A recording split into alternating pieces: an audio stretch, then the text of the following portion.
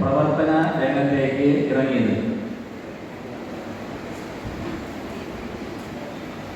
Class പൂർത്തിയാക്കിയിരിക്കുന്നത്.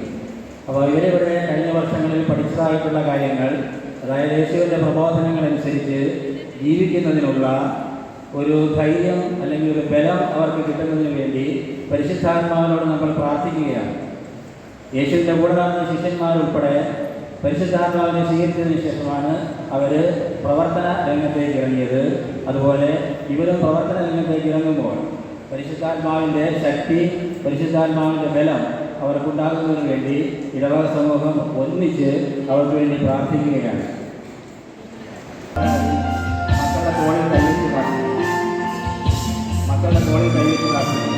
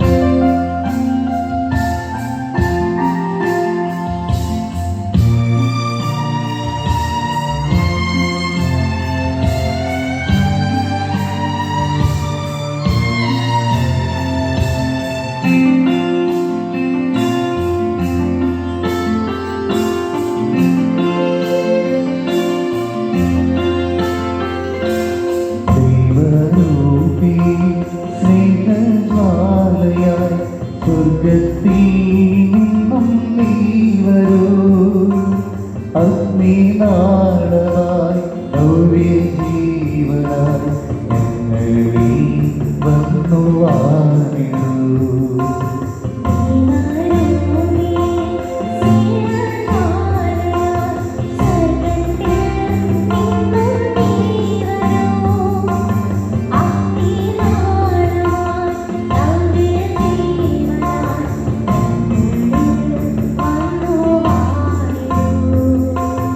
സ്നേഹന്മാരിൽ നിറഞ്ഞതോ ശക്തി നയിക്കണേ, സ്നേഹന്മാരിൽ നിറഞ്ഞതോ ശക്തി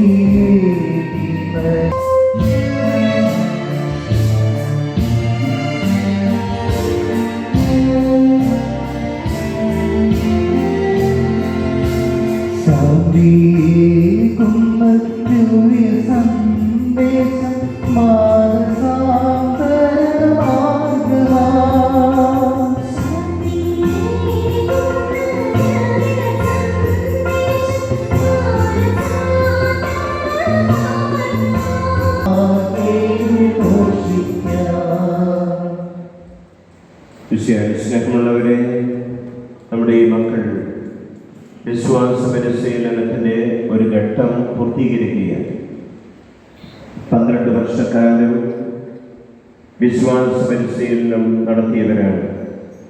അവരുടെ മാതാപിതാക്കന്മാരാണ് ഈ കാഴ്ചവെപ്പിൽ പങ്കുചേർന്നത്. വിശ്വാസം ആദ്യമായി പകരുന്നത് നമ്മുടെ മാതാപിതാക്കന്മാരാണ്, നമ്മുടെ അധ്യാപകരാണ്. ഈ കഴിഞ്ഞ 12 വർഷക്കാലം വിശ്വാസത്തിൽ ഇവരെ വളർത്താൻ, ധാർമ്മികതയിൽ ഇവരെ വളർത്താൻ കഠിനമായി പരിശ്രമിച്ച എല്ലാ അധ്യാപകരെയും പ്രത്യേകം അഭിനന്ദിക്കുകയാണ്. ഈ മക്കൾക്ക് ജന്മം കൊടുത്ത് ഇവരെ വളർത്തിയ മാതാപിതാക്കൾ, സഹോദരി സഹോദരങ്ങൾ ഈ ദിവ്യബലിയിൽ പ്രത്യേകമായി അനുസ്മരിക്കുന്നു. ഓരോ കാലഘട്ടം കഴിയുമ്പോൾ നമ്മൾ അൾത്താരയിൽ നിന്ന് അകന്നു പോകേണ്ട ആളുകളല്ല. ഞാൻ ചില ഇടവകളിൽ മക്കളെ ശ്രദ്ധിച്ചിട്ടുണ്ട്.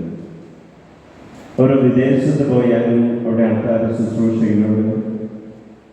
വിദേശത്ത് നിന്ന് നാട്ടിൽ വരുമ്പോൾ പിന്നത്തെ ദിവസം മുതൽ അൾത്താര ശുശ്രൂഷയിലുണ്ട്. കാരണം അൾത്താരയുമായി ദൈവവുമായി ചേർത്താണ് മാതാപിതാക്കന്മാർ ഇവരെ വളർത്തിയിട്ടുള്ളത്. നമ്മുടെ മക്കളെ അൾത്താരയോട് ചേർത്ത് നിർത്താൻ നമുക്ക് സാധിക്കണം. ഓരോ വർഷം കഴിയുമ്പോൾ പിന്നിലേക്ക് പോയി, ഏറ്റവും ദിവസം മോണ്ടണത്തിലേക്ക് പോയി, അതിനുശേഷം റോട്ടിൽ നിൽക്കുന്നതല്ല വിശ്വാസം, ഒരു സ്റ്റെപ്പ് മുമ്പിലേക്ക് വരുന്നത്. നമ്മുടെ കുട്ടികളെ വിശ്വാസത്തിൽ അനുദിനം വളർത്താൻ സാധിക്കട്ടെ. ഇവർ വളർന്ന് ബോധ്യങ്ങളിലെത്തിയിരിക്കുകയാണ്. അപ്പോൾ നമ്മുടെ ജീവിതത്തിൽ വിശ്വാസം പ്രകടമാക്കാനായിട്ടുള്ള അവസരമാണ്. ഞാനൊരു കൊച്ചുകുട്ടിയെ ശ്രദ്ധിച്ചിട്ടുണ്ട്. എന്നെ കാണാൻ വന്ന് കൊച്ചിനെ കാണാനായിട്ടില്ല. എൻ്റെ റൂമിലുണ്ടായിരുന്നു. അതിനുശേഷം ഞാൻ താഴെ വരുമ്പോൾ ഒരു കൊച്ചുകുട്ടി ഇപ്പോഴും ഒന്നിനായിട്ടില്ല, കൈ വിരിച്ച് മുട്ടുകുത്തി പള്ളിയിൽ പ്രാർത്ഥിക്കുന്നു.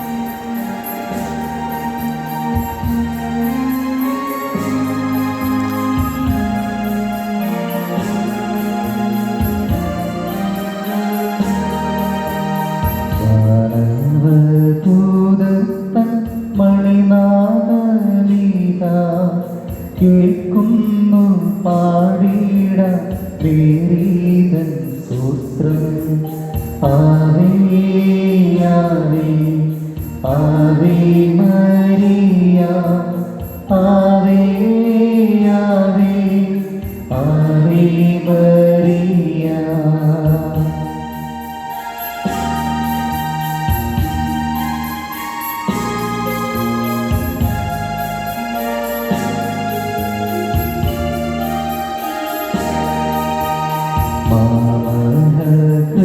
ക്രിസ്തീതാവിൻ സ്വന്തമമ്മേ ഓ മേരി നിർമ്മലെ തൃക്കൻ പാർക്കണ്ടേ ആവേ ആവേ ആവേ മരിയ ആവേ ആവേ ആവേ മരിയ.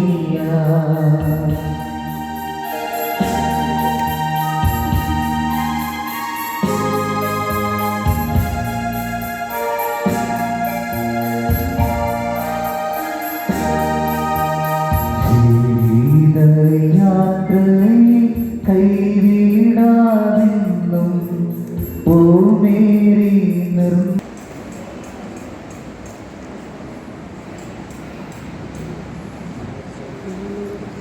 വിരിയും പ്രഭാതമേ തെളിയൂ പ്രകാശമേ യേശുവേ മിശിഹായേ വെളിച്ചമേ വിരിയൂ പ്രഭാതമേ തെളിയൂ പ്രകാശമേ യേശുവേ മിശിഹായേ വെളിച്ചമേ പാപമാമിരുൾ മാറ്റാൻ പുണ്യദീപമായി വരൂ പാപമാമിരുൾ മാറ്റാൻ പുണ്യദീപമായി വരൂ. ലോകത്തിൻ്റെ പ്രകാശമായി ഈശോയെ സ്വീകരിക്കുന്ന അനുഭാഗമായ അത്യസാഹചര്യങ്ങളിൽ നിങ്ങൾ സ്വീകരിക്കുക. നമുക്ക് പ്രതിജ്ഞ ഏറ്റുചൊല്ലാം. സർവസ്വത്തിനും പിതാവുമായ ദൈവമേ, പക്ഷേ അങ്ങിലും അങ്ങേ വിശാലനായ യേശുക്രിസ്തുവിലും ജീവദാതാവായ പരിശുദ്ധാത്മാവിയുടെ വിശ്വാസം ഞങ്ങൾ ഏറ്റുപറയുന്നു. അങ്ങയുടെ പ്രിയപുത്രനായ യേശുക്രിസ്തുവിനെ ഞങ്ങളുടെ ജീവിതത്തിൻ്റെ രക്ഷകനും നാഥനുമായി ഞങ്ങൾ സ്വീകരിച്ച് ഏറ്റുപറയുന്നു. യേശുവിൻ്റെ പ്രബോധനങ്ങൾക്കനുസരിച്ച് ജീവിച്ചു കൊള്ളാമെന്ന് ഞങ്ങൾ വാഗ്ദാനം ചെയ്യും. യേശുവിൻ്റെ സഭയിൽ അംഗമായിരിക്കുന്നതിൽ ഞങ്ങൾ അഭിമാനികളുള്ളത് സഭ ഞങ്ങൾക്ക് പകർന്നുതന്ന സത്യവിശ്വാസം നഷ്ടമാക്കാതെ സൂക്ഷിച്ചു കൊള്ളാമെന്ന് ഞങ്ങൾ വാഗ്ദാനം ചെയ്യും. സഭയോടൊപ്പം ചേർന്ന് ലോകത്തിൽ അങ്ങേക്ക് സാക്ഷികളായി ജീവിക്കുവാൻ ഞങ്ങൾ ആഗ്രഹിക്കുന്നു. ഞങ്ങളുടെ വാക്കുകളും പ്രവൃത്തികളും വഴി അങ്ങേക്ക് സാക്ഷികളായി ജീവിച്ചു കൊള്ളാമെന്ന് ഞങ്ങൾ വാഗ്ദാനം ചെയ്യും. ഞങ്ങളുടെ മാതാപിതാക്കന്മാരെയും ഗുരുബോധരെയും അധികാരികളെയും ഞങ്ങൾ ആദരിച്ചു കൊള്ളാമെന്ന് വേദനിക്കുന്ന സഹോദരി സഹോദരങ്ങൾ ഞങ്ങളുടെ കഴിവിനത്ത് സഹായിച്ചു കൊള്ളാമെന്ന് ഞങ്ങൾ വാഗ്ദാനം ചെയ്യും. നാനാജാതി മതസ്ഥരായ എല്ലാവരും ഏകദൈവത്തിന്റെ മക്കളാണെന്ന് വിശ്വാസത്തോടെ എല്ലാവരുമായി സാഹോദര്യത്തിലും സൗഹൃദത്തിലും ജീവിച്ചു കൊള്ളാമെന്ന് ഞങ്ങൾ പ്രതിജ്ഞ ചെയ്യുന്നു. അങ്ങയുടെ വഴികളിൽ നിന്ന് അകന്നു പോകുവാൻ അങ്ങ് ഞങ്ങളെ അനുവദിക്കരുത്. ലോകത്തിലാണെങ്കിലും ലോകത്തിലല്ലാതെ ജീവിക്കുവാനും ജീവിതത്തിലുണ്ടാകുന്ന പ്രലോഭനങ്ങളെ വചനത്തിൻ്റെ ശക്തിയാൽ നേരിടുവാനും അങ്ങ് ഞങ്ങളെ ശക്തരാക്കണം. ഞങ്ങൾ ഈ പ്രതിജ്ഞകളും പ്രാർത്ഥനകളും അങ്ങയുടെ പ്രിയപുത്രനും ഞങ്ങളുടെ കർത്താവുമായ ഈശോമിശിഹായി പിതാവായ ദൈവമേ, അങ്ങേക്ക് ഞങ്ങൾ സമർപ്പിക്കുന്നു. ആമേൻ. നമ്മുടെ കർത്താവ് ഈശോമിശിഹായുടെ കൃപയും പിതാവായ ദൈവത്തിന്റെ സ്നേഹവും പരിശുദ്ധാത്മാവിന്റെ സഹവാസം നാം എല്ലാവരോടും കൂടെ ഉണ്ടായിരിക്കട്ടെ. എപ്പോഴും എന്നേക്കും. ആമേൻ. വിശുദ്ധ സ്തുതിയായിരിക്കട്ടെ. ഇവിടെ വിശ്വാസ പരിശീലന പരിപാടി വന്നു. ഒരു വർഷം ഏതാണ്ട് 36-37 ഞായറാഴ്ചകളിൽ ഇവിടെ വന്നതിന് 3-4 മണിക്കൂർ വീതം ചിലവഴിച്ചു. എന്ത് ഗുണം കിട്ടിയിട്ടുണ്ട്?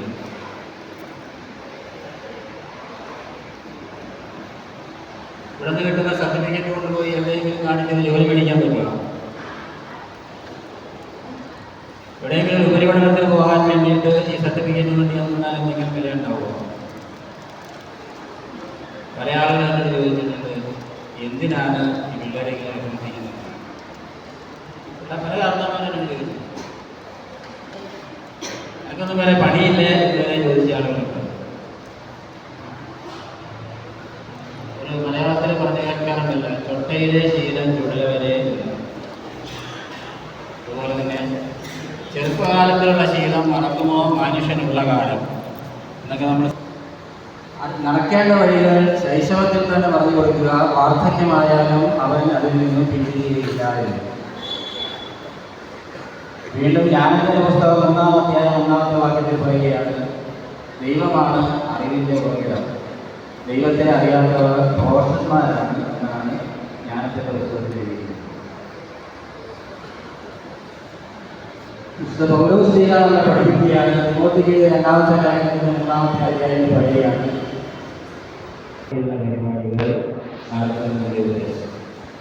എല്ലാ നല്ല കാര്യങ്ങളും ചെയ്യുന്നതിന് അവൻ പ്രാപ്തനായിരിക്കണമെന്നുള്ളതാണ് നമ്മുടെ പരിപാടികളുടെ എല്ലാ ഉദ്ദേശം.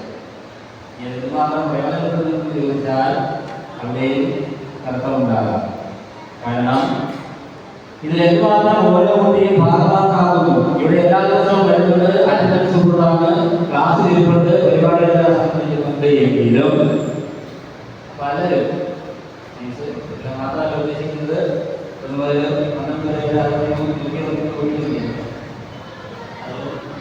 ഈ പായ വെള്ളത്തിലൂടെ നടക്കുന്നവരുണ്ട്. പറഞ്ഞാൽ ഒരു കാറ്റിനോട് പറഞ്ഞ് അടുത്ത കാലത്ത് അങ്ങോട്ട് പോയി എവിടെയെങ്കിലും ചെന്ന് നിർത്തിക്കഴിഞ്ഞാൽ വഴിക്ക് പോയി അങ്ങനെയൊക്കെ പായ വെള്ളം പൊഴിയുന്നത്. അതുപോലെ നടത്തുന്നവരുള്ളൂ. എന്തെങ്കിലും പരിപാടികൾ സംഘടിപ്പിക്കുകയാണെങ്കിൽ അതിലൊന്നും സംബന്ധിക്കാതെ ഇങ്ങനെ ഒഴുകി നടക്കുന്ന വളരെ കാണുന്നു. അവരെ സംബന്ധിച്ചിടത്തോളം ഈ പറഞ്ഞ കാര്യങ്ങളൊന്നും നടക്കില്ല. അതാണ് അതിൻ്റെ യാഥാർത്ഥ്യം. ഉദാഹരണത്തിന് ഇവിടെ എല്ലാ ഞായറാഴ്ചയും ഒരു ദൈവവചനം പഠിച്ച് അത് എഴുതി ഇവിടെ എഴുതണമെന്ന് പറഞ്ഞിട്ടുണ്ട്. ദൈവവചനം എഴുതാനാണ് പറഞ്ഞിങ്ങനെ ഒരു ബൈബിൾ വാക്യം പഠിച്ചിട്ട് അത് എഴുതിയിടണമെന്നാണ് പറഞ്ഞത്. കഴിഞ്ഞ വർഷവും ഈ വർഷവും ഇവിടെ എല്ലാ ഞായറാഴ്ചയും എഴുതിയിട്ടില്ല.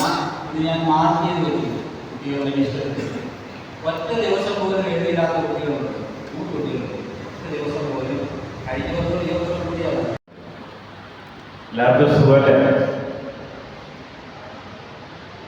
ഇപ്പോൾ നിങ്ങളുടെ വിശ്വാസ പരിശീലനത്തിൻ്റെ ഒരു പ്രധാന ഘട്ടം പൂർത്തിയായി. ഫസ്റ്റ് സ്റ്റേജ് ആരാ നടത്തിയത്? വിശ്വാസത്തിൻ്റെ പരിശീലനം ഫസ്റ്റ് നിങ്ങൾക്ക് നൽകിയതാരാ? ഏത് ടീച്ചറാണ്?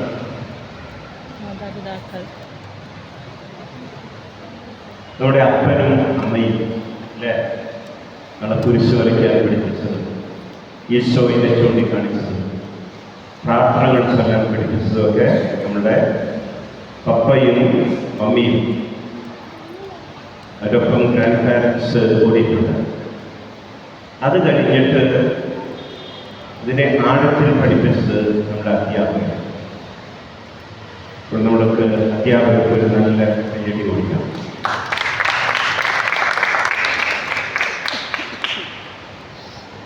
അപ്പോൾ അവർ പഠിപ്പിച്ചത് സഭയെ പറ്റി മാത്രമല്ല, ഈശോയെ പറ്റി മാത്രമല്ല, ക്രൈസ്തവ ജീവിതത്തെ പറ്റി കൂടെയാണ്. കുറേ മൂല്യങ്ങൾ നിങ്ങളെ പഠിപ്പിച്ചു. ഈ കഴിഞ്ഞ ആഴ്ചയിലും ഈ ആഴ്ചയിലായിരുന്നു 2 ഷോക്കിംഗ് ആയിട്ടുള്ള ന്യൂസുകൾ പേപ്പറിലും ചാനലിലും അല്ലേ? നമ്മുടെ ലാസ്റ്റ് കേട്ടത് കോൺഫിഡൻറ്റ് ഗ്രൂപ്പിൻ്റെ വലിയ മുതലാണ് നേരത്തെ താരങ്ങളൊക്കെ കാണിച്ച എന്തുമാത്രം താരങ്ങൾ ഏറ്റവും ലക്ഷൂറിയസ് ആയി ഒരു കടവില്ലെന്ന് പറയുന്നത്. കടവൊന്നുമില്ല. ഒരു ക്രൈസ്തവനായിട്ടുള്ള ഒരു മനുഷ്യൻ അദ്ദേഹത്തിന് അപമാനഭാരം താങ്ങാനാവാതെ അനുഭവിച്ചു എന്ന് വേണം മനസ്സിലാക്കാൻ. ഇതൊന്നും ഒരു കാര്യമായിട്ടുള്ള കാര്യമല്ലേ? നമ്മൾ മിക്ക ദിവസങ്ങളിലും അവിടെ ഈട് കയറി ഇവിടെ ഈട് കയറി ഇതൊന്നും ആരും മൈൻഡ് ചെയ്യുന്ന കാര്യമല്ല. അവർ നോക്കുന്നത് സൊസൈറ്റി എന്ന് പറയുന്നത്. എന്തെങ്കിലും സംഭവിച്ചാൽ ഉടനെ വാട്സപ്പിലെ ന്യൂസുകൾ, ഫേസ്ബുക്കിലെ ന്യൂസുകൾ, നാട്ടിൽ മുഴുവൻ കല്ലേറുന്നത് അല്ലേ? വാട്സപ്പിലൂടെയും ഫേസ്ബുക്കിലും. ഇതൊക്കെ ഊഹിച്ചിട്ട് ഇത് താങ്ങാൻ പറ്റാതെ അദ്ദേഹം ഒരു തോക്കെടുത്ത് വെടിവെച്ച് അദ്ദേഹം ആത്മഹത്യ ചെയ്തു. പേരുകൊണ്ട് മനസ്സിലാക്കുന്നത് ഒരു ക്രൈസ്തവൻ അല്ലേ? ക്രിസ്ത്യാനി എന്ന് പറഞ്ഞാൽ കത്തോലിക്കനാകണം എന്നില്ല. പ്രൊട്ടസ്റ്റൻ്റായാലും മാർത്തോമയായാലും യാക്കോബയായാലും പാവകക്ഷിയായാലും കഥാകക്ഷിയായാലും കുറേ ഡിനോമിനേഷൻസ്. ഇവരൊക്കെ ആരാണ്? എല്ലാവരും നമ്മൾ ക്രിസ്തുവിൽ വിശ്വസിക്കും. അപ്പോൾ ക്രിസ്തുവിൽ വിശ്വസിക്കുന്ന ഈ മനുഷ്യൻ ഏത് ഡിനോമിനേഷൻ എന്നുള്ളത് പ്രധാനപ്പെട്ട കാര്യം. ക്രിസ്തുവിൽ വിശ്വസിക്കുന്നത് അദ്ദേഹം ഈ വലിയ പ്രതിസന്ധിയെ അതിജീവിക്കാൻ സാധിക്കാതെ ആത്മഹത്യ ചെയ്തു. ഈ വേദപാഠവും വിശ്വാസ പരിശീലനവും നമ്മെ നയിക്കേണ്ടത്. നമുക്കൊരു ആത്മാവുണ്ട് അല്ലേ? ആത്മാവ് ദൈവം തന്ന ആത്മാവാണ്. ആത്മാവ് ദൈവത്തിൽ ചെന്ന് ലയിക്കുക. നമ്മൾ പലപ്പോഴും ഫോക്കസ് ചെയ്യുന്നത് നമ്മുടെ ശരീരത്തെയാണ്. നമ്മുടെ സുവിശേഷത്തിൽ വായിക്കുന്നുണ്ട്, ശരീരം ഒന്നിനും ഉപകരിക്കുന്നില്ല, ആത്മാവാണ് ജീവൻ. ഞാൻ മരിച്ചവരുടെ ഫോട്ടോ നോക്കാം. വളരെ സുന്ദരന്മാരും സുന്ദരികളുമായിട്ടുള്ള ആളുകൾ. കുറച്ച് ദിവസം കഴിയുമ്പോൾ എന്താകും? അസ്ഥിപഞ്ചീരണം. ശരീരം കൊണ്ട് വല്ല കാര്യമുണ്ട ഉണ്ടോ? നമുക്ക് ജീവിക്കുന്ന ശരീരം. നമ്മുടെ മിക്കവാറും ഫോക്കസ് ചെയ്യുന്നതാണ് നല്ല വസ്ത്രങ്ങൾ ധരിക്കും, ശരീരം ബ്യൂട്ടിഫൈ ചെയ്യണം. എങ്ങനെയാണെന്നൊക്കെ എനിക്കറിയില്ല. എല്ലാവരുടെയും ചിന്താമണ്ഡലങ്ങൾ ആണ് മറ്റുള്ളവർക്ക് ഏറ്റവും നന്നായിട്ട് പോകണം, വേണ്ട എന്ന ആശയക്കാരനല്ല ഞാൻ. പക്ഷേ നമ്മൾ ഒന്നാം സ്ഥാനം കൊടുക്കുന്നത് നമ്മുടെ ശരീരമാണ്. ഒരു മനുഷ്യന് ശരീരമുണ്ട്, മനസ്സുണ്ട്, ആത്മാവുണ്ട്. നിത്യതയോളം നീണ്ടു നിൽക്കുന്ന കാര്യം നമ്മുടെ ആത്മാവാണ് അല്ലേ? ഈ ആത്മാവിൻ്റെ വളർച്ചയ്ക്ക് എന്തുമാത്രം നമ്മളുടെ വിശ്വാസ പരിശീലനം ഉപകരിച്ചിട്ടുണ്ട് എന്ന് ചിന്തിക്കുന്നത് നല്ലതാണ്. ഈ ആത്മാവിൻ്റെ വളർച്ചയ്ക്ക് എൻ്റെ വൈദിക ജീവിതം എത്രമാത്രം ഉപകരിച്ചിട്ടുണ്ട് എന്ന് ചിന്തിക്കുന്നത് നല്ലതാണ്. വിശുദ്ധ അഗസ്ത്യൻ പറയുന്നത് പോലെ, ദൈവമേ എന്നെ അങ്ങേക്കായി സൃഷ്ടിച്ചു, അങ്ങിൽ വിലയം പ്രാപിക്കുന്നത് വരെ എൻ്റെ ആത്മാവ് അസ്വസ്ഥമാണ്. അപ്പോൾ നമ്മൾ ഒന്നാം സ്ഥാനം കൊടുക്കേണ്ടത് ആത്മാവിന്. പലപ്പോഴും നമ്മൾ കൊടുത്തിട്ടുള്ള ശരീരം, മനസ്സ് അല്ലേ? നമുക്ക് വിശക്കുമ്പോൾ ആഹാരം കഴിക്കണം അല്ലേ? ഇപ്പോൾ മോഡേൺ ഫുഡുകളുടെ ഇഷ്ടം പോലെയാണ്. ഓരോ ദിവസം ഹോട്ടലുകൾ കൂടിക്കൊണ്ടിരിക്കുകയാണ്. അപ്പോൾ അവിടെ ചെന്ന് ആഹാരം കഴിക്കാനായിട്ട് താല്പര്യമുണ്ട്, നിങ്ങൾ കഴിക്കുകയും ചെയ്യണം, വേണ്ടാന്നല്ലേ ഞാൻ പറയുന്നത്. നല്ല നല്ല ആഹാരങ്ങൾ കഴിക്കണം, പക്ഷേ അത് ശരീരത്തിന് മാത്രം ഉപകരിക്കണം. അതുപോലെ തന്നെ നമുക്കൊരു മനസ്സുണ്ട് അല്ലേ? ദൈവം നൽകിയ മനസ്സ്, അല്ലെങ്കിൽ ഹൃദയം. ഈ ഹൃദയം നമുക്ക് എന്താണ്? ഓരോ വയസ്സും കൂടുമ്പോൾ ഹൃദയത്തിൻ്റെ വലുപ്പം കൂടണം. ചില ആളുകളുടെ പെരുമാറ്റം, സംസാരം കാണുമ്പോൾ നമുക്ക് മനസ്സിലാകും സ്വാർത്ഥത നമ്മളിൽ എത്തിച്ചേരുന്ന കാര്യം. നമ്മളല്ലാതെ ജീവിച്ചു മരിച്ചു അല്ലേ? എപ്പിക്യൂറിയൻ ഫിലോസഫി പോലെ eat drink and one day you dye. തിന്നുക, കുടിക്കുക, ആനന്ദിക്കുക, അടിച്ചു പൊളിക്കുക, ഒരു ദിവസം മരിക്കുക, കഴിഞ്ഞു. പിന്നെ നമ്മുടെ ശരീരം മുഴുവനും അല്ല, നമുക്കൊരാത്മാവുണ്ട്. ആത്മീയ വളർച്ചയെ പറ്റിയാണ് ഈശോ എപ്പോഴും പറയുന്നത്. അപ്പോൾ നമുക്കെപ്പോഴും നമ്മുടെ വിദ്യാഭ്യാസം കിട്ടുന്നത് കൊണ്ട് നമുക്കൊരു ആത്മധൈര്യം കിട്ടണം എന്നില്ല. ഇന്ന് ഉള്ള തലമുറയ്ക്ക് ഇപ്പോൾ നമ്മുടെ അടുത്തിടയ്ക്ക് നടന്ന 2 ആത്മഹത്യകൾ അല്ലേ? അടുത്തൊരു ചെറുപ്പക്കാരൻ മരിച്ചില്ലേ, ഒരു പെണ്ണ് മുട്ടിയെന്നും പറഞ്ഞ്. എന്താണ് അവൻ്റെ പേര്? നിങ്ങൾ പേപ്പറൊന്നും വായിക്കുന്നില്ല. ദീപക്. ഇപ്പോൾ ആ ദീപക് അതിനെ അതിജീവിക്കാനായിട്ട് പറ്റിയില്ല. അപ്പോൾ നമുക്കൊരു മാനസിക ഊർജ്ജം വേണം. ഈ മാനസിക ഊർജ്ജം എന്ത് ചെയ്യുന്നുണ്ടാകുന്നത് ദൈവമായിട്ടുള്ള ബന്ധമുണ്ടെങ്കിലും നമുക്കൊരു പ്രതിസന്ധി വരുമ്പോൾ നമ്മൾ ഓടിയെത്തേണ്ടത് ഈശോയുടെ അടുത്തായിരിക്കും. അപ്പോൾ നമുക്ക് മാനസിക ഊർജ്ജം, ഞാൻ കൂടെയുണ്ട്, ധൈര്യമായിട്ട് പോകും. അപ്പോൾ മോസസിനോട് കർത്താവ് തന്നെയാണ്, ദൈവം അത് തന്നെയാണ് പറയുന്നത്. ശിഷ്യന്മാരോട് പറയുന്നത് ഭയപ്പെടേണ്ട, ഞാൻ കൂടെയുണ്ട്. അപ്പോൾ നമ്മൾ അവൻ്റെ കൂടെ ആയിരിക്കുക. അതാണ് വിശ്വാസ പരിശീലനത്തിൻ്റെ ഏറ്റവും പ്രധാനപ്പെട്ട കാര്യം. ഞങ്ങൾ +2 കഴിയുന്നു. ഇനി വിദേശത്തേക്ക് പറക്കാനുള്ള മക്കളുണ്ട്, നാട്ടിലായിരിക്കാനുള്ളവരുണ്ട്. എല്ലാവരുടെയും അംബീഷൻ ചോദിച്ചാൽ ഒറ്റ അംബീഷനുള്ളൂ, എവിടെ പോകണം? വിദേശത്ത് പോകണം. വിദേശത്ത് പോയി രക്ഷപ്പെട്ടു എന്നൊക്കെയാണ് പറയുന്നത്. ഇത് രക്ഷപ്പെടില്ലാന്ന് മനസ്സിലാവും. അപ്പോൾ നമ്മുടെ ദൈവം നമുക്ക് നിയോഗിച്ചൊരു സ്ഥലമുണ്ട്, അവിടെ നമ്മൾ പരീക്ഷ ചെയ്യും അല്ലേ? ദൈവം എവിടെ നമ്മളെ നടുന്നു, അവിടെ നമ്മൾ പുഷ്പിക്കും. അപ്പോൾ പുഷ്പിക്കാൻ എന്ത് വേണം? ദൈവമായിട്ടുള്ള ബന്ധമാണ്. ഇല്ലെങ്കിൽ പുഷ്പിക്കില്ല. ഞാൻ പറഞ്ഞ് അവസാനിപ്പിക്കാം. അപ്പോൾ നമ്മുടെ കൂടെ ഞങ്ങൾ സീനിയേഴ്സ് കൂടെയും, സീനിയേഴ്സ് ചേട്ടന്മാരും അപ്പച്ചന്മാരും അമ്മച്ചന്മാരും.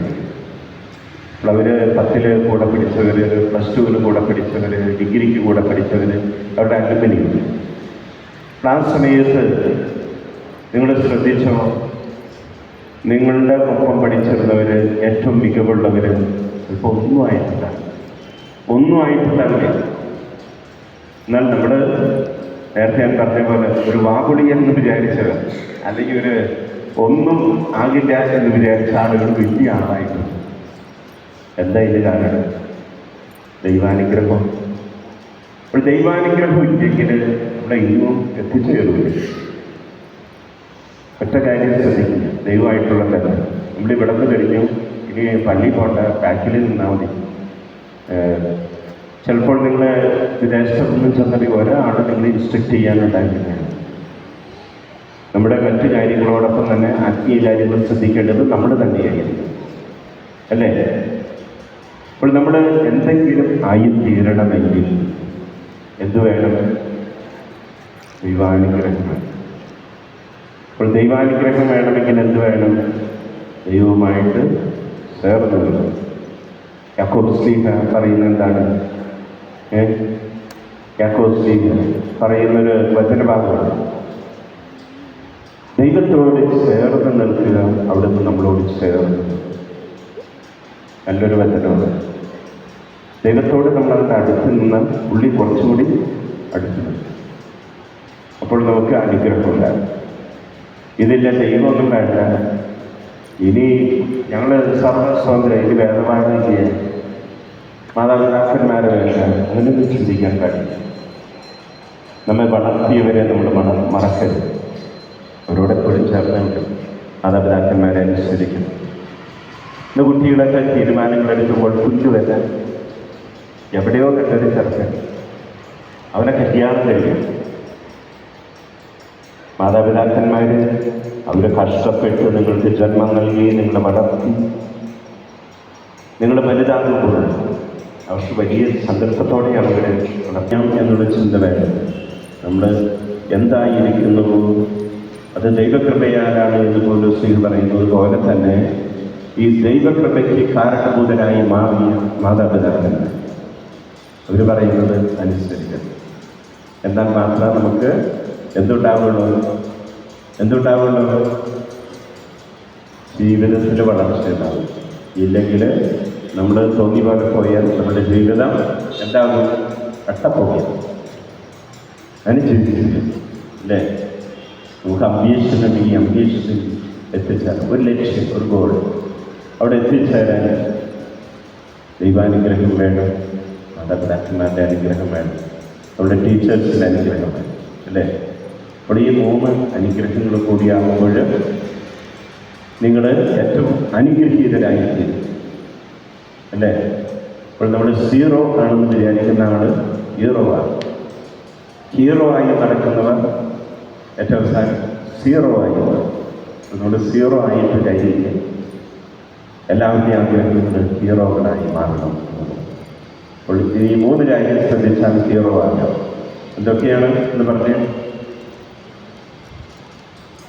ഒന്ന് ദൈവാനുഗ്രഹം, ഗോഡ്സ് ഗ്രേസ് അല്ലേ? 2 നമ്മുടെ മാതാപിതാക്കന്മാരുടെ ബ്ലസ്. അവർ പറയുന്നത് കേൾക്കണം. കേൾക്കാതെ പോയിട്ട് ഒരു കാര്യം. ഒത്തിരി മക്കളെ കണ്ടിട്ടുണ്ട്. മാതാപിതാക്കൾ പറഞ്ഞ് കേൾക്കാതെ വന്നെങ്കിൽ അവർ അച്ഛൻ്റെ അടുത്ത് വെക്കും. അച്ഛൻ പറഞ്ഞെങ്കിൽ കേൾക്കുന്നത് ഏതെവിടെ കണ്ടത്? മുടിയും വളർത്തിയോ കഞ്ചാവുകാരനെ കാണുമ്പോൾ അവരെ കല്യാണം കഴിയും.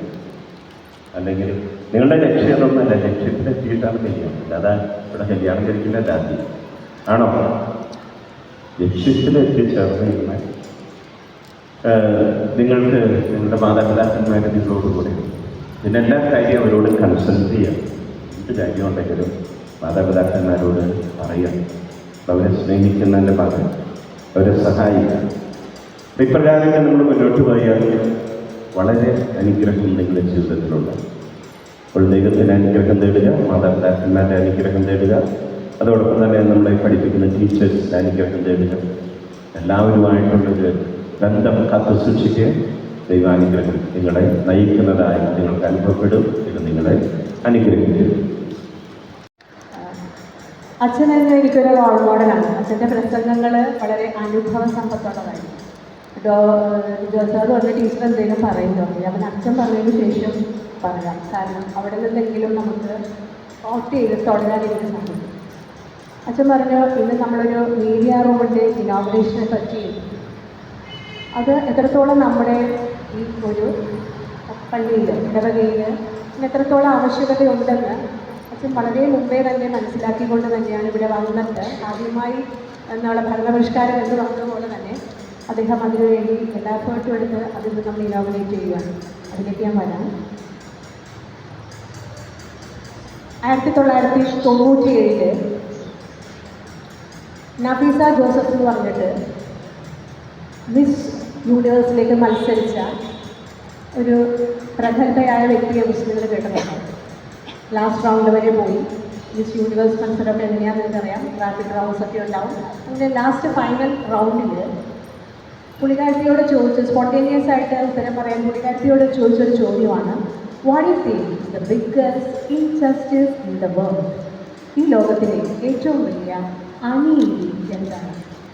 അവൾ പറഞ്ഞ ഉത്തരം, ഒരു ആൺകുട്ടിക്കോ പെൺകുട്ടിക്കോ ജന്മം നൽകി അവനെ ഭൂമിയിലേക്ക് ഇട്ടിട്ട് അതിന് ഒരു സമാധാനവും കൊടുക്കാതെ വളരുന്നതാണ് ഈ ലോകത്തിലേക്ക് വെച്ച് ഏറ്റവും വലിയ അനീതി. അച്ഛൻ ഇന്ന് കുർബാന മധ്യ സുവിശേഷ പ്രസംഗത്തിൽ നിങ്ങളോട് ചോദിക്കുകയുണ്ടായി, ഈശോ ജനിച്ച സ്ഥലത്തെ പട്ടണം ഏതാണ്? ആരെങ്കിലും ഓർത്തിരിക്കുന്നുണ്ടോ? ഏതാണ്? പറയൂ. എന്തെങ്കിലും ചോദിച്ചോ സ്വരത്തി പറയണം. ഏതാണ്? കഫർ. ഈ കഫർനാം എന്നൊരു നാടകമുണ്ട്, ലെബനീസ് ഡ്രാമയാണ്. അതിനകത്ത് സൈൻ എന്ന് പറഞ്ഞിട്ട് ഒരു ബോയ് ഉണ്ട്. ആ ബോയ് ഒരു ദിവസം ഒരു കോടതിയിലേക്ക് ഓടിക്കയറി വന്നിട്ട് എനിക്കൊരു കേസ് കൊടുക്കാനുള്ളത്. അപ്പോൾ ജഡ്ജ് സ്വാഭാവികമായിട്ട് ചോദിച്ചത്, ആർക്കെതിരെയാണ് നിനക്ക് കേസ് കൊടുക്കുന്നത്? ആ കുഞ്ഞ് പറഞ്ഞ മറുപടി, എന്നെ ജനിപ്പിച്ച എൻ്റെ മാതാപിതാക്കൾക്കെതിരെയാണ് എനിക്ക് കേസ് കൊടുക്കാനുള്ളത്. നോക്കുക.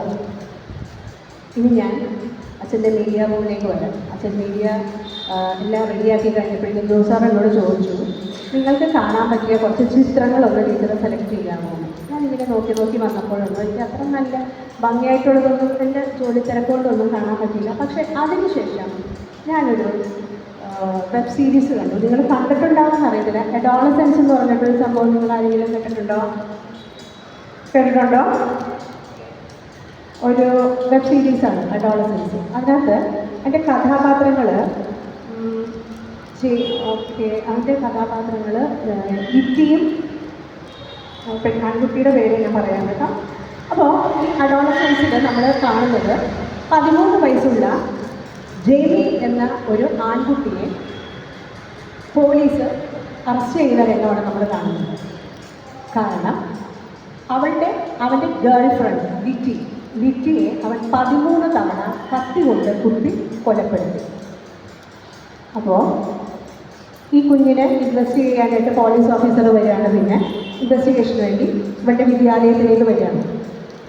അപ്പോൾ ആ പോലീസ് ഓഫീസറിൻ്റെ മകനും പഠിക്കുന്നത് ഈ വിദ്യാലയത്തിലാണ്. പക്ഷെ ആ അപ്പനും മകനായിട്ട്, അതായത് ആ പോലീസ് ഓഫീസറും മകനുമായിട്ട് യാതൊരു വലിയ നല്ലൊരു റിലേഷനിലല്ലായിരുന്നു.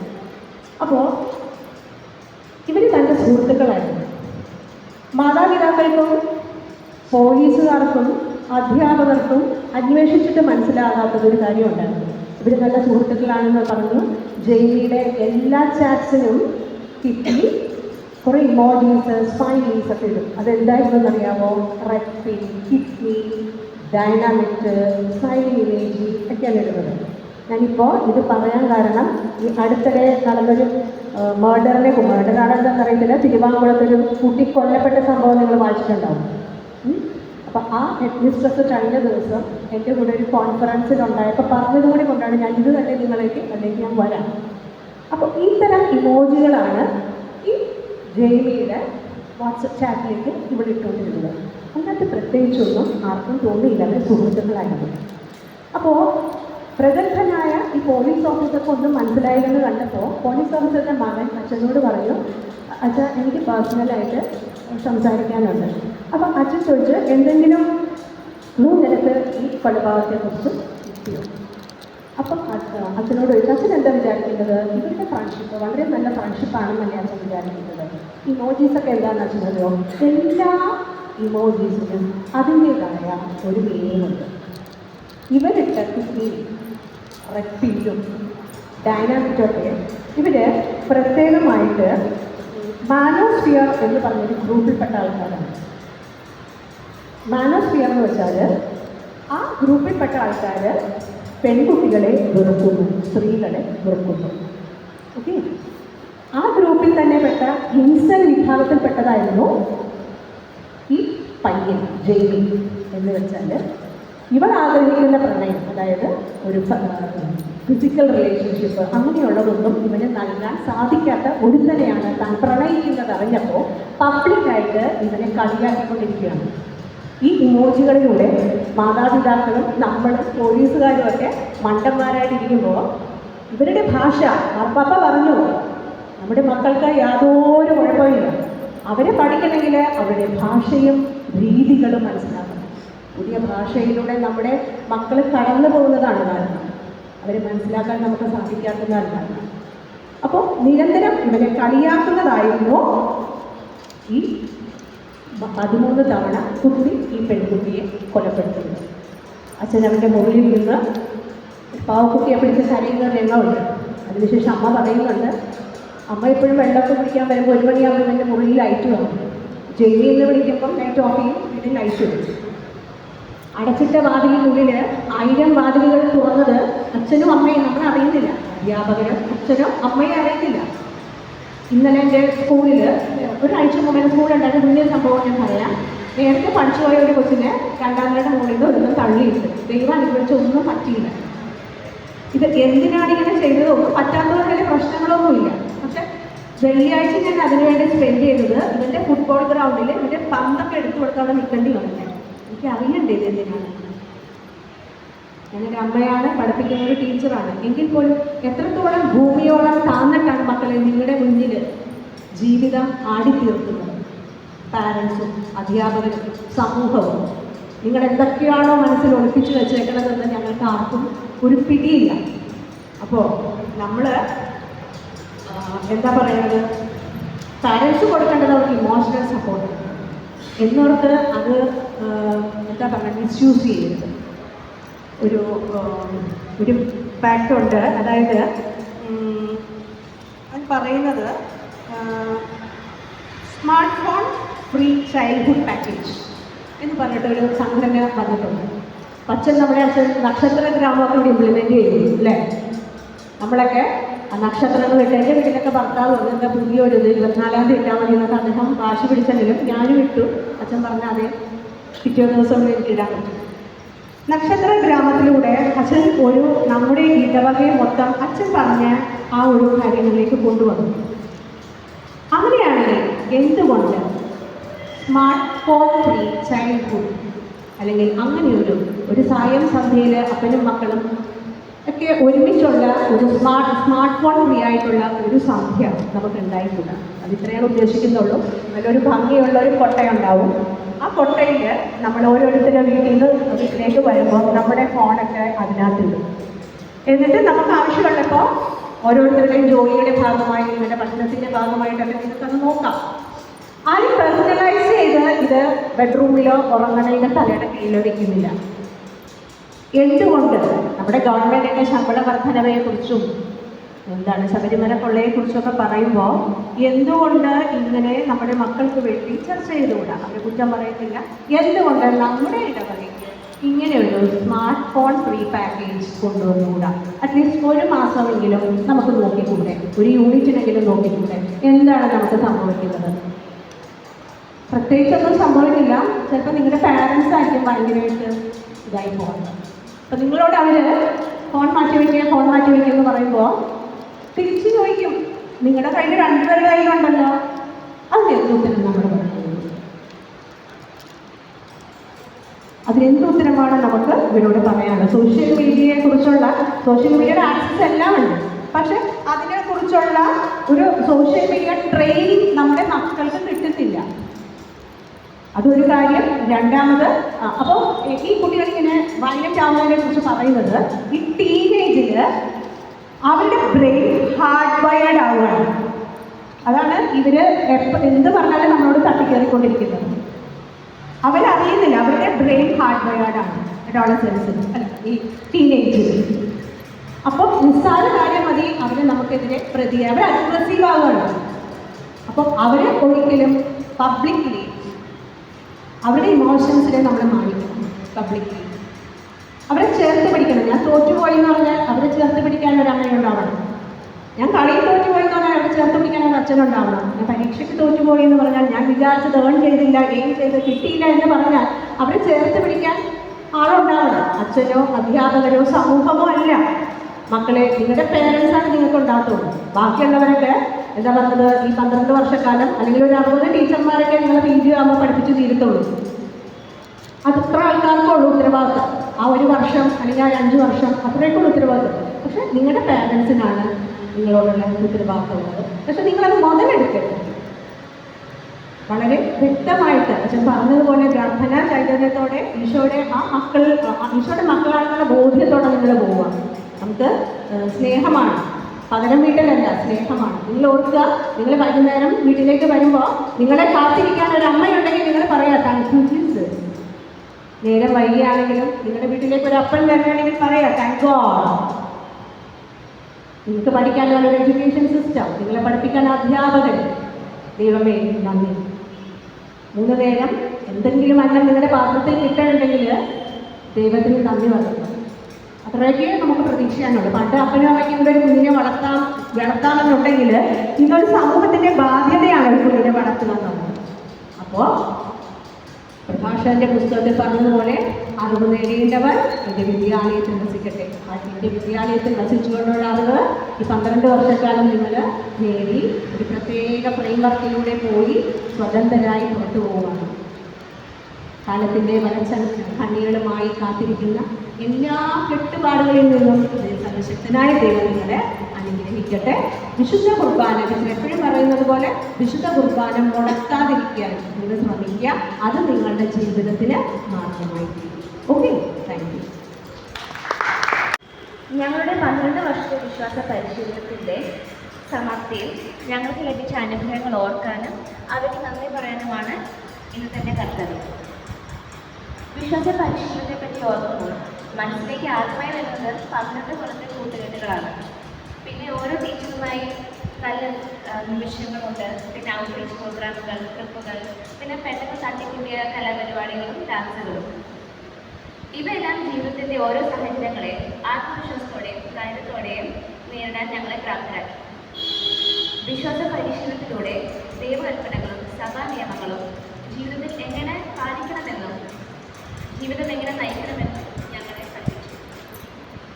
ഈ അവസരത്തിൽ ഞങ്ങളെ നയിച്ച ഓരോ വികാരിയച്ഛന്മാരെയും ഞങ്ങളെ ക്രിസ്തുവിൻ്റെയും സഭയെയും അടുത്തറിയാൻ സഹായിച്ച സിസ്റ്റേഴ്സിനെയും മാതാപിതാക്കളെയും അധ്യാപകരെയും ഞങ്ങൾ നന്ദിയോടെ ഓർക്കുന്നു.